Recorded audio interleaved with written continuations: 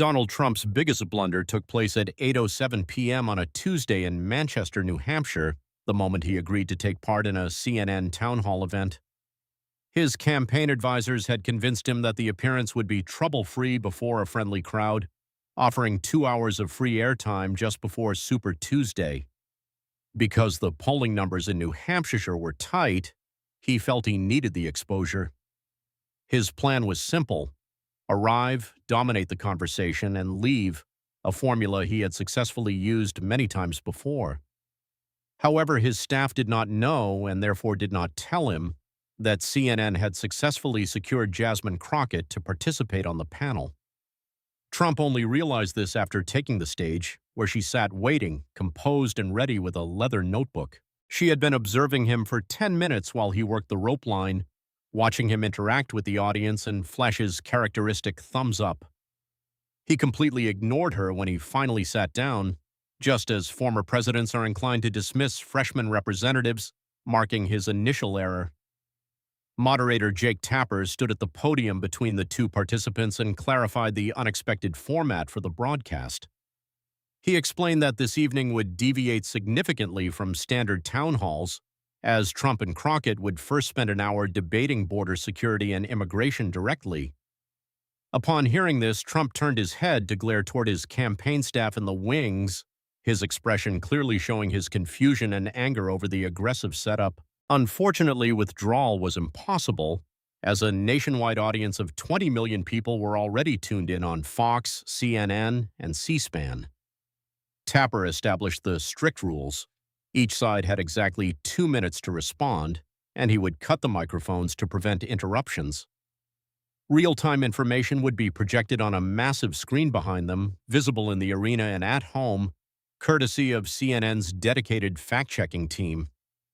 Trump instantly leaned in to grip his microphone, expressing his assumption that he was there specifically to take audience questions. Jake Tapper maintained a professional and level voice, confirming the event's nature while again detailing the specific format. Technically, Tapper was correct because the legal document the campaign signed allowed for guest participants and moderated interaction, yet Trump's attorney had apparently failed to properly review the fine print defining moderated. Consequently, Donald Trump now found himself locked into a televised debate with a woman experienced in systematically dismantling legal credibility. Crockett had not yet spoken, simply opening her portfolio slowly, drawing the attention of every camera to the pages covered in dozens of multicolored tabs. The tabs clearly showed that everything within was perfectly organized and cross-referenced. Trump immediately noticed those colored tabs, and for just an instant, anyone watching saw a flicker of apprehension cross his face. This was a familiar sight for him, having faced numerous attorneys during depositions who arrived fully prepared with binders of evidence, signifying they had done their research. Tapper then turned to Congresswoman Crockett, granting her the opportunity to ask the evening's first question. She deliberately took her time, finding her page and looking up to lock eyes with the former president for the first time since his arrival. When she spoke, her tone was exceedingly even and detached, as though she were asking about the weather. "Mr. President," she started, "in February of 2024, there was a significant bipartisan border security bill that Republican Senator James Langford from Oklahoma negotiated with Democrats over several months." Crockett pointed out that the proposed legislation included provisions for 1,500 new Border Patrol agents, additional detention facilities, expedited asylum processing, and sophisticated technology at entry points. Although both Republicans and Democrats had reached an agreement, you subsequently called members of Congress and ordered them to kill the bill. She paused briefly to allow her statement to resonate with the audience and then asked, "Why did you do that?" Directly behind them, the fact-checking monitor came to life, displaying specific data about the bill, Senator Langford, and the list of specific provisions she had just mentioned. At the bottom, a distinct box highlighted Trump's own quote from a February interview where he stated, "We need to kill this bill." The 400 audience members fell completely silent, and not a single breath was heard as everyone in the auditorium read the text on the screen. Trump opened his mouth, then closed it and opened it again with his 2-minute response clock ticking on the screen. For 5 decades, Donald Trump had successfully navigated bankruptcies, divorces, lawsuits, scandals, and political disasters using deflection, spin, and conversational dominance. However, this setting was not a rally where supporters cheered everything he said, nor was it Fox News where moderators asked friendly, open-ended questions. This was a prosecutor demanding specific yes or no answers in front of 20 million witnesses, armed with definitive documentation and 35 more minutes of questioning time. Trump attempted his usual strategy, responding, "Well, Jake, I think what people need to understand is that Bill was a complete disaster. It was weak on the border and didn't do anything to stop the invasion." Representative Crockett, still calm and professional, immediately cut him off, stating that he was not answering her question. She reminded him that Senator Langford, one of the Senate's most conservative members, negotiated the bill and that Trump himself had praised both the senator and the legislation in January 2024. The screen behind them immediately updated, showing Trump's Truth Social post from January that praised Langford, contrasted directly with a February post labeling the bill a disaster that must be killed. Trump stared at the images on the screen and his jaw visibly tightened. Crockett continued, her voice steady and professional, and she pressed him again. "Mr. President, what changed between January and February?" She pointed out that the bill's provisions had not altered, and Senator Langford's stance had not changed. She suggested that the only shift was Trump's realization that the legislation might help Joe Biden in an election year, and she asked point-blank, "Did you kill border security legislation for political reasons, yes or no?" The entire audience leaned forward, some recording on their phones while others just stared, absorbing the intense moment. Trump, his face reddening, claimed that was a ridiculous characterization. Crockett fired back that it was a simple yes or no question and asked whether he was lying in January when he said the bill was strong, or if he was lying now. The room once again fell completely silent as Trump stared at her, and Crockett stared back, perfectly calm and waiting for an answer. Tapper finally intervened, asking if the former president intended to answer the Congresswoman's question. Trump turned his focus back toward the camera, attempting to pivot to the standard Democratic Party platform on open borders and crime.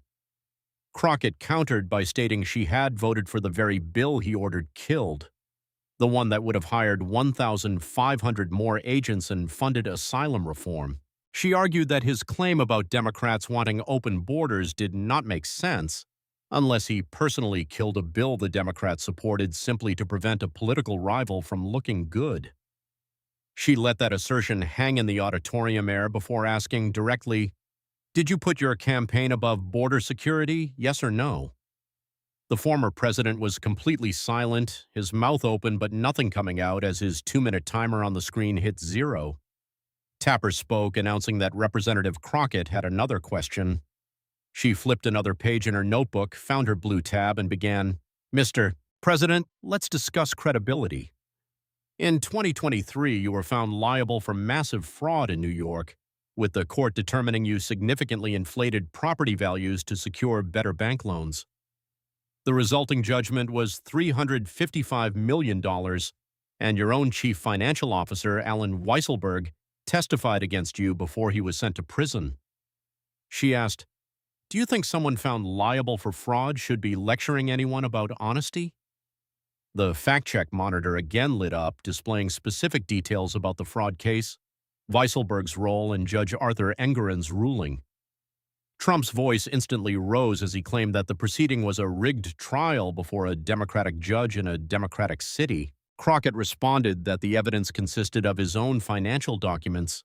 She noted that he claimed Mar-a-Lago was worth $1.5 billion, while professional appraisals placed the value at $75 million, a 20-fold inflation. Crockett stated firmly that this was math, not a political opinion. She didn't pause for a response, continuing, "And that is not the only legal judgment against you."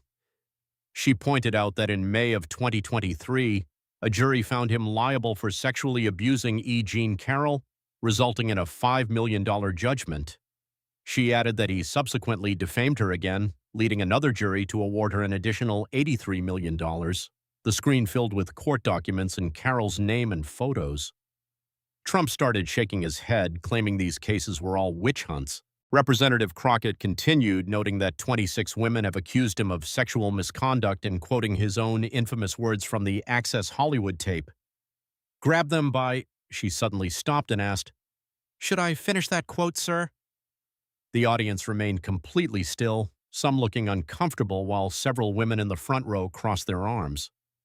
Trump attempted to dismiss the comment as years-old locker room talk. Crockett countered that it was his voice and his words, and that 26 women say he did exactly what he described on that tape. She asked directly, "How can anyone trust you to tell the truth about anything when you can't even tell the truth about your own actions?" Trump had absolutely nothing to say. He sat there with a red face and a working jaw, but no words came out. Tapper quickly jumped in, announcing that they would take a brief pause before moving to questions from the audience. During the 3-minute break in the auditorium, people spoke in hushed voices while Trump's team rushed to his side, whispering urgently. His campaign manager was visibly on his phone, likely managing panicked donors, while his press secretary frantically took notes and began planning damage control. Crockett sat calmly, taking a sip of water and making a note in her notebook, appearing completely relaxed. The audience was buzzing, with Trump supporters appearing defensive and independents leaning toward their neighbors, whispering about the unexpected turn of events. When they returned from the commercial break, moderator Tapper looked more alert and careful, sensing the dramatic shift in the room's energy. He directed the audience to keep their questions concise and wait to be called on. An older man in the third row wearing a MAGA hat immediately raised his hand and was given a microphone. He stood up and directed his question to Crockett, asking why Democrats hate America. Crockett nodded as if it were a perfectly reasonable question, stating she is a United States Congresswoman who loves this country and has taken an oath to the Constitution. She then turned immediately to Trump and asked if he called Georgia's Secretary of State Brad Raffensperger on January 2, 2021, and asked him to find 11,780 votes. Trump's eyes narrowed as he claimed that phone call was perfect and that Raffensperger was wrong about the count. Crockett fired back, asking again for a simple yes or no answer. "Did you call him and ask him to find votes?" The screen behind them displayed Raffensperger's photo and the phone call transcript excerpt of Trump's exact quote about wanting to find those votes. The man in the MAGA hat sat down slowly, staring at the screen with all confidence draining away. Crockett continued, stating that asking a Republican election official to manufacture votes is not a political disagreement. It is asking someone to commit a crime. She pointed out that he is currently under indictment in Georgia on 19 counts, including racketeering, false statements, and conspiracy for trying to overturn that election. "So when that gentleman asks if I hate America," she stated, "I'd like to know, does someone who tried to overturn an election love America?" Trump tried to interrupt and claim the election was stolen. Crockett immediately listed numerous sources, including judges he appointed and his own Attorney General Bill Barr, who stated there was no widespread fraud. She paused and asked him directly, "Were they all lying?" Trump's face red-turned further, insisting on irregularities and problems with voting machines. Crockett then challenged him. "Name one court case where you prove fraud. One, just one." Silence followed her challenge, and she pressed further, asking him to name one state or one piece of evidence that convinced any judge, even one he appointed. Trump waved his hand dismissively, claiming many cases weren't even considered.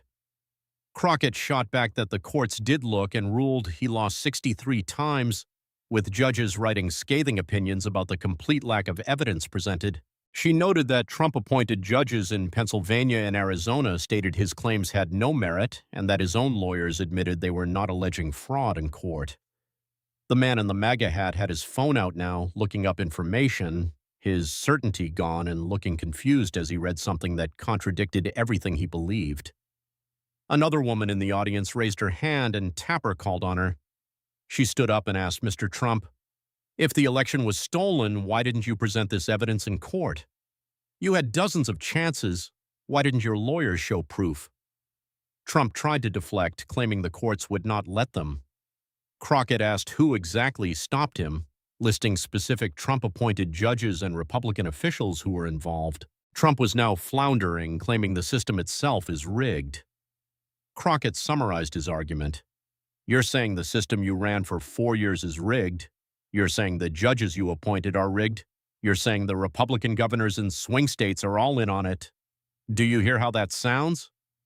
She turned to the man in the MAGA hat and the rest of the audience, asking if the real question is whether America works or whether everything is only rigged if Donald Trump loses. The man looked up from his phone, uncertain and troubled, as if everything he believed was cracking. Tapper moved to another question, calling on a man in the back who identified himself as a construction worker.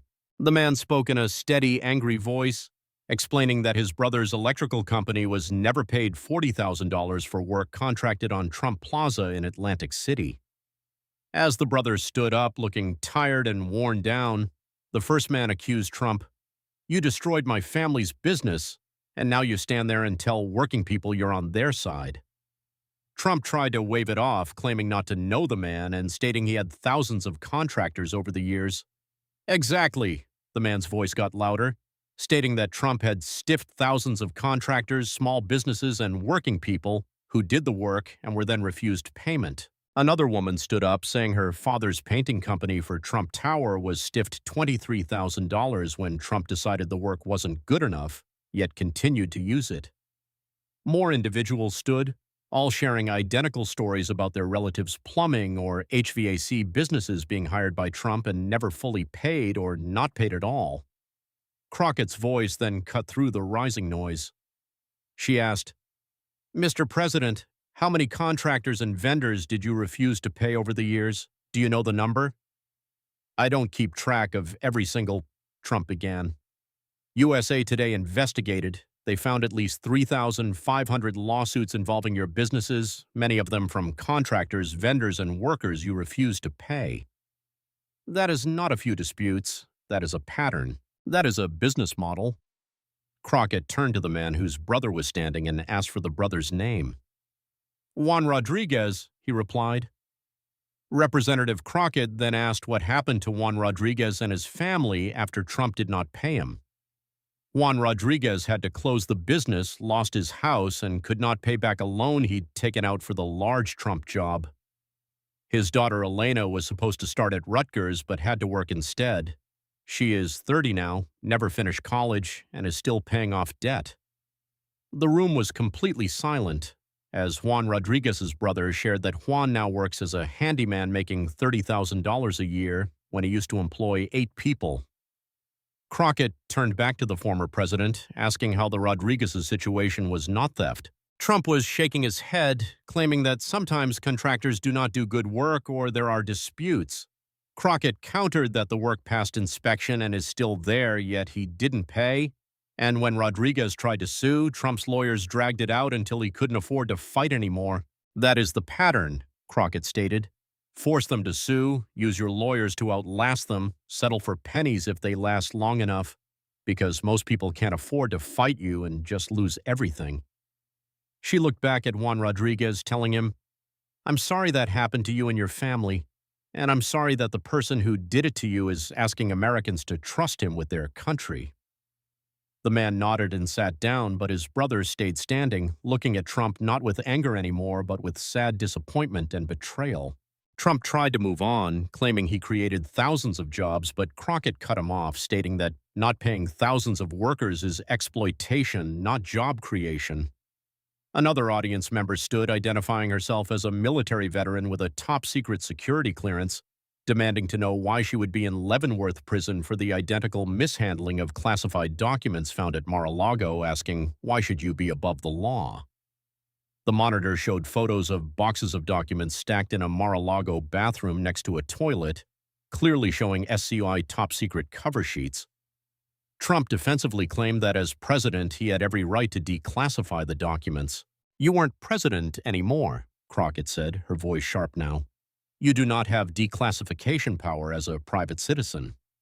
She pointed out that the Presidential Records Act is crystal clear that those documents belong to the National Archives, yet he refused repeated requests and even a subpoena to return them. Crockett noted that after his own lawyer, Evan Corcoran, searched and signed a statement claiming all classified material had been returned, the FBI executed a search warrant and found boxes upon boxes of more information. The screen behind them showed a document count including 37 counts of willful retention of national defense information, conspiracy to obstruct justice, and concealing documents. Representative Crockett then asked why he kept specific documents about nuclear capabilities and war plans, storing them in places like a bathroom and a ballroom where anyone could access them. She turned to the veteran, who nodded as Crockett compared Trump's actions to those of reality winner, who received 5 years for leaking far less, confirming that the veteran was absolutely right about Leavenworth. Crockett turned back to Trump and referenced a specific audio recording from his golf club in Bedminster where he showed war plans to a writer with no clearance, admitting it was secret and that he couldn't declassify it anymore. The monitor displayed a transcript excerpt of Trump's own words caught on audio. "See, as president, I could have declassified it. Now I can't, but this is still a secret." "You knew you couldn't declassify it anymore. You said so yourself, but you showed it anyway," Crockett said. "That's not a misunderstanding, that's a choice. That's a crime." Trump was getting agitated, claiming the boxes were locked, but Crockett noted that FBI photos showed them in unsecured bathrooms and ballrooms, and that his own workers were moving them to hide them from his own lawyers. She paused and said, "You didn't just mishandle classified documents, you actively tried to hide them when the government came asking. That's obstruction of justice. That's consciousness of guilt." The veteran sat down looking disgusted, and Tapper was about to move to another question when Crockett held up one finger, saying, "Actually, I have a follow-up on this, if I may." Tapper nodded, and she turned back to Trump, asking if he cares about the human beings who risk their lives as intelligence sources, pointing out that mishandling those documents potentially exposes them to capture and death. Crockett pointed out that after he left office, the CIA reported an unusually high number of informants being captured or killed. "Maybe it's a coincidence," she stated. "But when you store intelligence about sources in an unsecured bathroom in a resort where foreign intelligence services routinely try to plant people, that is not just reckless, that is potentially treasonous." The word treasonous hung in the air, and Trump exploded, claiming it was outrageous and a lie. Crockett's surgical precision cut through. "Then why did you keep the documents? When you were asked nicely, you refused. When you were subpoenaed, you hid them, so why not just give them back?" Trump had no answer, and another audience member stood up, an older man with salt and pepper hair who didn't wait to be called on. He stated that his son, a Capitol police officer who was present on January 6th, now has nightmares, suffers from PTSD, and has had his career ended by medical retirement at age 34. The entire room went completely still, and Trump opened his mouth, but Crockett spoke first. "Let's talk about January 6th, Mr. President. For 187 minutes, you watched a mob attack the Capitol, watching TV in the dining room off the Oval Office, while staff testified that you did absolutely nothing." The screen behind them showed a minute-by-minute timeline of Trump's actions while the Capitol was under attack. 187 minutes. "During those 3 hours," Crockett continued, "you watched TV, rewinding parts to watch them again while staff and your own daughter begged you to call off the mob. And at 2:24 p.m., while rioters were actively hunting for your vice president, you tweeted an attack on him." The screen showed the tweet. "Mike Pence didn't have the courage to do what should have been done to protect our country and our Constitution." Representative Crockett asked point-blank, "Did you call him to see if he was safe?" That tweet went out while a mob was chanting "Hang Mike Pence," while they erected a gallows outside while he was being evacuated by Secret Service. "Did you personally call Mike Pence to check if he was safe, yes or no?" Silence. "You didn't, did you?" she stated. "The committee investigated your phone records and confirmed you never called him, not once, during those 3 hours your own vice president was in danger because you were angry at him because he wouldn't help you overturn the election." "What does that say about your character, Mr. President?" Crockett asked.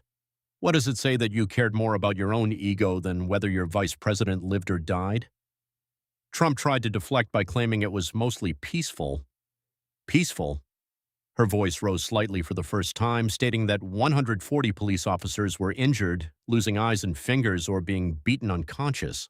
She paused to let each name land: Officer Brian Sicknick, and 4 officers who died by suicide: Officers Howard Liebengood, Jeffrey Smith, Kyle DeFreetag, and Gunther Hashida.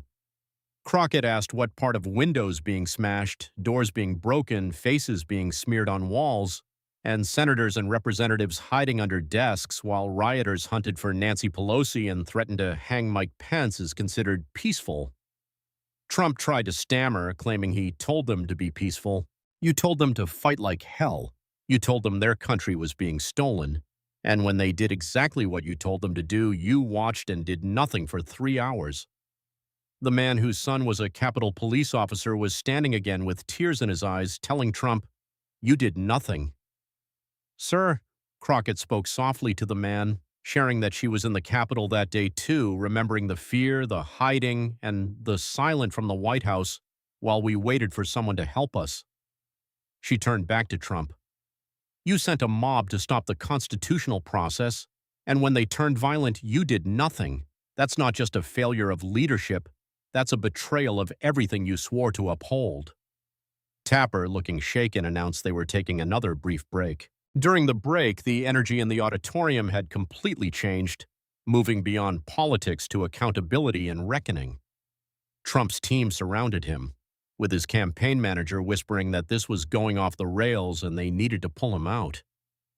"Mr. President, we need to stop this. Let's get you out of here." But Trump's ego would not allow him to walk away from a fight, which would turn out to be a mistake. Tapper stated they had time for a few more questions. A woman in professional clothes with a wedding ring stood up, her voice shaking slightly. "Mr. President, I voted for you in 2016, but I have a daughter now. She's 7 years old, and I keep thinking about what I'm teaching her." The mother asked, "How do I explain to her if I vote for someone who's been found liable for sexual abuse, who bragged on tape about grabbing women, who's been accused by 26 women?"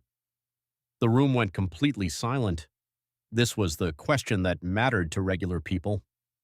Crockett cut off Trump's response to answer the excellent question herself, asking directly, "What do you say to that little girl?" Trump defensively claimed these were all witch hunts. Representative Crockett pressed, asking what the odds are that 26 different women across decades in different cities all made up the same story about him. She referenced the Access Hollywood tape again and said, "You admitted to it. You called it locker room talk, but you admitted you said it." She turned to the mother and asked what she would do if her daughter came home from school and said a boy grabbed her without permission. The woman quietly stated she'd tell her that's assault, that it is not okay, and no one has the right to touch her without consent. "Exactly," Crockett stated. "And then you'd have to explain that the President of the United States bragged about not waiting for consent, that he bragged about using his power to get away with it." She turned back to Trump and asked, "How does a mother teach her daughter those values while voting for someone who violates them?" Trump's face was bright red now, and he lashed out, "You're a nasty woman." The audience gasped, and several women stood up, leaving the mother who had asked the question looking shocked. Crockett fired back, "That accountability isn't nasty. And if you think accountability is nasty, that tells us everything we need to know about how you view women." Trump, shaking with anger, reached to unhook his microphone, declaring, "I don't have to listen to this." The audience erupted, with both Trump opponents and some supporters wearing MAGA hats shouting, "Sit down, coward. Answer the question." Trump stood up cornered and desperate, his mic half off. Representative Crockett remained perfectly seated, speaking quietly but clearly through her microphone. "Mr. President, you're walking away. Just like you walked away from the contractors you refused to pay, just like you walked away from Juan Rodriguez and his daughter Elena, just like you walked away from democracy on January 6th. You walk away from every difficult situation where you might have to admit you were wrong." Trump stopped with his hand on his microphone, and the room held its breath. The standoff between Trump, half turned toward the exit, and the stage lasted maybe 10 seconds but felt like an eternity. His ego wouldn't let him leave, as that would prove her right, but staying meant more unanswerable questions. Slowly and visibly reluctant, he sat back down. However, everyone had seen it. The damage was done. Tapper tried to move forward to take another question, but Trump defensively stated he had been attacked for the last hour. Crockett clarified that she had asked questions about court judgments and documented facts, and that if the evidence is biased against you, maybe that's because you did the things the evidence shows you did. Trump was spiraling, claiming the format was rigged. "You signed the contract, Mr. President," she said. "You agreed to this format, and now you're angry because you have to answer questions." She added that the president faces tough questions every day, from press to adversaries, and if you can't handle it here, how can you handle it in the White House? Another audience member stood up, a younger guy who didn't wait to be called on. He asked a question the entire room held its breath for. "I got a question, Mr. Trump. Did you lose the 2020 election?" Trump mouth opened and closed as he navigated the impossible answer. "I got a question, Mr. Trump. Did you lose the 2020 election?" He claimed there were irregularities, and the young man pressed for a simple yes or no answer. Did you lose? Trump claimed the courts didn't look at all the evidence. Did you lose, yes or no? He literally couldn't say the words, unable to form them.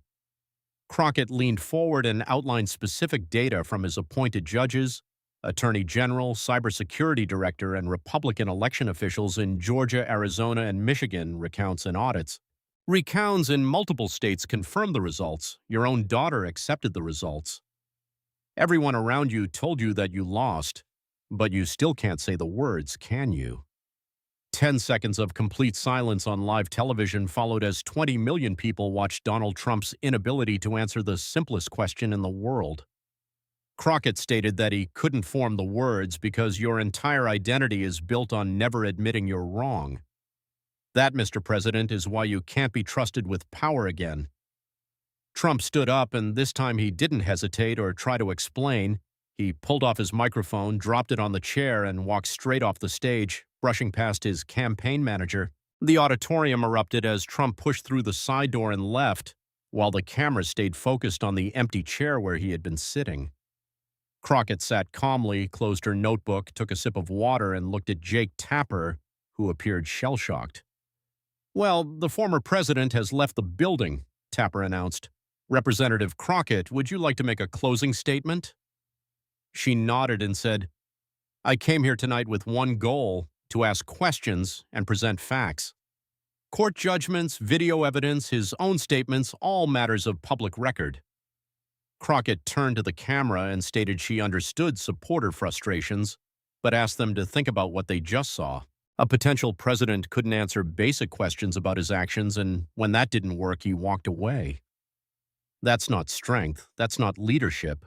That's someone who can't handle being held accountable. She continued, stating that while they can disagree on policy, democracy requires agreement on basic facts, that courts matter, that evidence matters, that truth matters. She stood up and declared, "What I saw tonight was someone who can't accept any of those things, someone who thinks being president means never having to answer questions, never having to explain yourself, never having to admit you were wrong. But that's not how democracy works. That's how dictatorships work." She picked up her notebook, said, "Thank you for your time," and the audience erupted in applause. Many people were standing and clapping, including the father whose son was a Capitol police officer, through tears. Also standing and applauding were Juan Rodriguez, Juan's brother, the military veteran, the woman who had asked about explaining Trump to her daughter, and the man who had started the night by asking why Democrats hate America, looking thoughtful like maybe he'd learned something tonight. Tapper wrapped up the broadcast and production started breaking down cameras, but the people in the audience were not leaving, standing in small groups talking and processing what they had just seen. Outside the auditorium, Trump was already speeding away in his car while his campaign manager and press secretary frantically did damage control, knowing that within 10 minutes clips were everywhere online. A month later, Trump was still holding rallies and complaining about the town hall being unfair, but something had changed. The invincibility was gone and the crowds were smaller and less energetic, with some people even leaving during his South Carolina speech when he started complaining about Crockett and CNN again. Everyone noticed that the man who'd never lost an argument had been beaten, and everyone had watched it happen live. The video lived on as a cultural touchstone and a teaching tool, with some Trump supporters digging in while others, like the man in the MAGA hat, came forward and stated they were no longer certain about their support. That was the real impact, not the news cycle, but the creeping doubt and the permanent record of what happens when spin meets substance and someone insists on accountability. And Donald Trump had met his match in Manchester, New Hampshire.